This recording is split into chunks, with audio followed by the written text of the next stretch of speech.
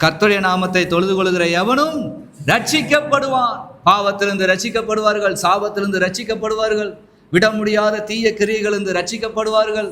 முடிவிலே எல்லாவற்றையும் ரட்சிக்கப்பட்டு வாழ்ந்து சுகமாய் சுகித்து தேவனுக்குள்ள வாழ்ந்த ஒரு வாழ்க்கையை சாட்சியா வைத்து பரலோகத்திலே செல்கிறவர்களாக இருப்பார்கள். முழுமையான மீட்பை அடையவர்கள். கர்த்தருடைய நாமத்தை தொழுது கொள்ளப்படுகிற யாரும் ரட்சிக்கப்படுவார்கள், நித்திய ரட்சிப்பை அடைவார்கள். சாதாரண ரட்சிப்பு அல்ல. ஆண்டவருக்குள்ள உங்க குணத்தை மாற்றி மாற்றி மாற்றி கொண்டு வந்து எல்லாரும் உங்களை ஏற்றுக்கொள்ளக்கூடிய நபராய், எல்லாருக்கும் பொதுவான நபராய் உங்களை மீட்டெடுத்து நடத்துவார். அந்த உலகம் உங்களுக்கு சொந்தம் இல்லை என்பதை உங்களை பார்க்கிறவர்களுக்கு எல்லாம் புரிய வைக்கிற அளவுக்கு தேவன் உங்களை மீட்பாராம். நீங்கள் ஒரு பொன்னையோ பொருளையோ பதவியோ பட்டத்தையோ சார்ந்தவர்களே கிடையாது.